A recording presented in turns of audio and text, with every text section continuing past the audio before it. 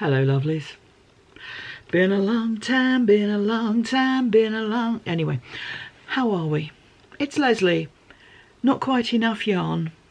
Actually, this one can be called Not Quite Enough Crafting because this is a non-standard episode. No crafting in this one, I'm afraid. Just a bit of life and medical update. So if that's not what you're interested in, completely understand. I'm hopeful that normal service will be resumed at month end and there'll be some crafts to show you. That would be good. But first of all, messages. Thank you. A lot of people have been in touch to see how I am, see how things have gone with all my medical stuff. And also apologies that I haven't really responded. I've still got a prize to send out. Yeah, it's all been a little behindhand. The old joke is I've got a little behind, but we know that's not true. And so this is just really an update on what's been going on and why I've been missing. So when I last podcast, I said that I was going to be going into hospital for some surgery. Now, when himself and I went to meet the consultant, there were a few sort of bits in the conversation. One is that the surgery would not be straightforward. I'd had a procedure in the same area of the body nearly 20 years ago, and surgery leaves adhesions and it makes it more complicated when you have to go back to the same area. And also the consultant said that he needed me very motivated to be up and moving, sitting up, walking around as soon as I could after the surgery, because the big concerns are either a clot or an infection. And if you're immobile, you're at greater risk of both of those things. So I went in on the 1st of August, straightforward, had the procedure. They were fairly sure that what they were dealing with, or what I was dealing with, was cancer because of blood results and so forth. But it wasn't until they'd actually removed it that they knew for sure. They found out for sure that it is. Had the procedure, all was going well. They were able to remove sort of 95% of the cancer, and fairly confident that chemotherapy, which I'll be having in due course, will deal with the rest. So that is not a concern at the moment. We'll take that as it comes. So it was on a Thursday that I went in, and everything was going really well. Next day I was sitting up in the chair. Next day I was walking up and down the ward, doing everything I should do because I'm a good girl most of the time. And then on the Sunday it was like, yeah, you can go home tomorrow. So this was good.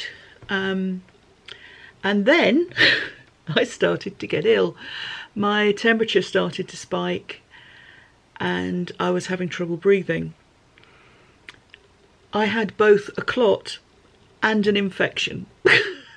So the two things that we were trying to avoid, and I was doing everything I could to avoid, we had. So that was not good. I got moved to intensive care so that I could be put on a stronger blast of oxygen. So I was on that, and on the way from the ward I was on to ITU, we went via the CT unit and found out that there was a big sort of pocket of unpleasantness. There was the infection, and there was a slight perforation in my bowel.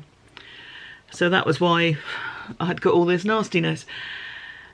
So that meant more surgery, but the problem by this point is because I had the clot, which was a pulmonary embolism, breathing was a problem, and I was sort of struggling to breathe, hence the oxygen.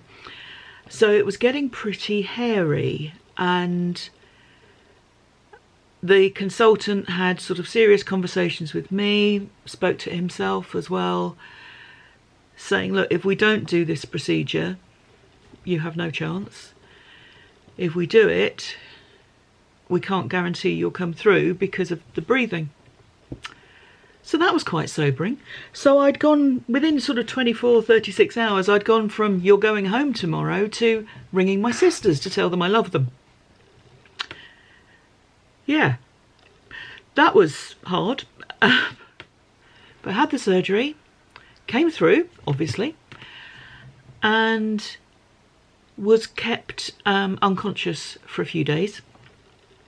So actually, I didn't have emotionally the hard time that my loved ones had, because they were the ones not knowing if I was going to make it, not knowing what was happening, you know, not knowing what was happening, but not knowing what my chances were. I was unconscious. It was fine. Didn't know anything about it. I was having a few psychedelic dreams. I think the drugs in ITU are good, but yeah, that was, so emotionally I had a much easier time of it than himself and my family and those close to me. That wasn't the end of my surgeries. They managed to sort out the perforation in the bowel. They tried to bring forth a colostomy. That wasn't successful. But I had 2 other surgeries, because at one point they had to work on it and it left a gauze over an open wound. So the 4th one was to close that. And they also brought forth an ileostomy on the other side. So I now have a stoma bag, and that's not reversible. That is for life, but we are getting used to it. It has not always been easy, but we are getting used to it. And I know that, you know, some of you will have stoma and ostomy bags, or you'll know someone who has, and they are something that thousands of people live with and get used to every day of the week. But not something that people normally choose. Certainly wouldn't have been my first choice, but it's here. We are getting used to it and we are managing. So that's fine. It just was a bit at first.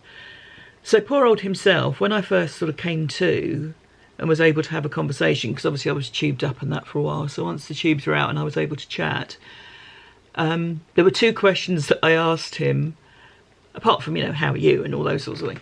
The first one is the stoma reversible? No, it's not. That's for life. Okay. And the other was, how many surgeries have I had? And when he said 4, I'm like, 4?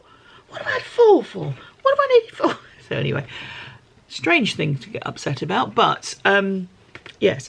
So I have a selection of scars. I keep saying that my my midriff looks like a relief map of the Somme.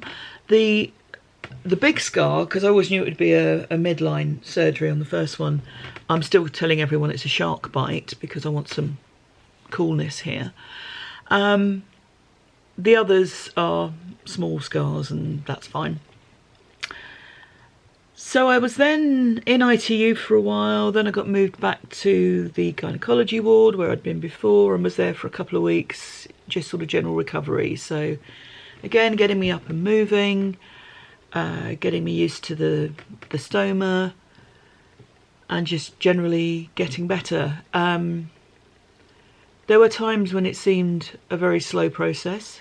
Nights are very long in hospital, I find. But they were a great team on that ward. They are an amazing group of people, and there were tears, there was laughter, there was all human life is there. You know, it was an experience that I'm grateful to be part of. And I'm grateful for so much. I mean, goodness me, I've been through a lot. And people have said to me, oh, you're very brave. No, I'm not. I was asleep. I was unconscious. I didn't have to be brave. I just had to keep breathing. And the machine was doing that for me. So, yeah, that was easy. So anyway, there has been a lot of looking around at my insides. Moving forward, I've got a walking stick, but I only need it for stairs now. Obviously still got a lot of healing to do. Sleeping a lot, which I was pretty good at to start with. So, you know, I had the upper edge on that one. Getting used to new dietary requirements, thanks to the stoma.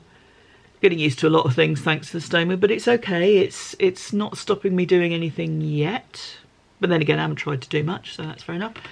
And just sort of recovering. There is the chemo to come.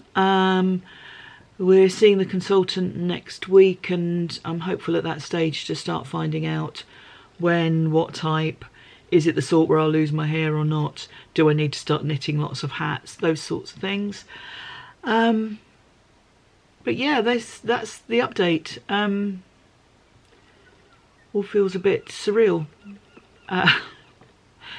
Because it's the fastest weight loss diet I've ever been on. Bearing in mind I haven't been on a weight loss diet since I was 19, but I lost quite a bit of weight, as you would expect. And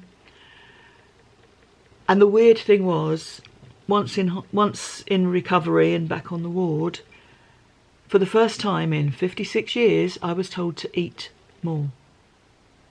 I've never been told to eat more. I mean, look at me. Never been told to eat more. And suddenly, you've got to eat more. We need you to keep eating.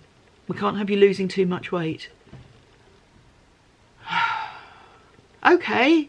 Of course, as soon as you're told you can eat whatever you want and to eat more, you lose all your appetite, which wasn't that great to start with. So yes, so I'm trying to keep my strength up, keep well, basically be well enough for the chemo, because it is a poison, as we know, so we need to make sure that I'm strong enough to be able to take that and for it to do good.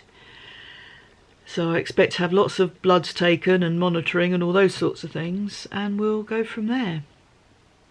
But that's the update. Sorry there's no crafting. Not much crafting was done. Before,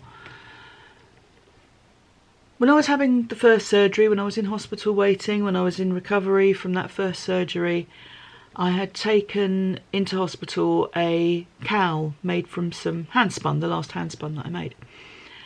And I was cracking on. After that, couldn't do a thing. Just didn't fancy any crafting at all. I did the odd crossword or listened to podcasts or something.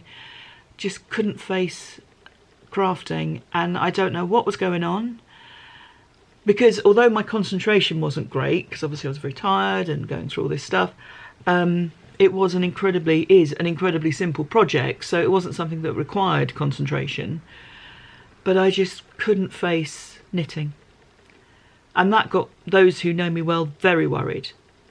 They think, okay, she's sleeping a lot, she's not eating, we can worry about this, but if she's not knitting, we've got a problem. I have now started again on the cowl. It almost became like a sort of bogeyman that I didn't want to do. It too much association with all this other stuff, I think. But I'm cracking on with it now because I want to get it done. There's no reason not to. So that's the update. Sorry, it feels a bit doom and gloom, but we're here. We're fighting fit-ish. We're getting ready for the next stage. And it could have been so very different. So the gratitude is huge. And the gratitude to all of you is huge. Like I say, I'm sorry I haven't replied to any messages. I've got a lot to answer on the YouTube channels. And because there's only one channel, and because there are a lot of messages, apologies if it's not as personalised a reply as I normally try to do. You might just get a thank you or something quite sort of generic. Again, concentration is not quite what it should be, but I'm getting back to whatever passes as normal and hope to be back there soon. So thank you everyone. There's the update. I'll be back, hoping to be back at month end with the usual podcast, and I hope that you're all well. I hope that you're all looking after yourselves, keeping well. I know there's some folks who've been through some really rough times, and you have my warmth, my love, my support, and sending all the strength and care that I can. But thanks everyone. Take care, and I'll see you at month end. Cheers. Bye bye.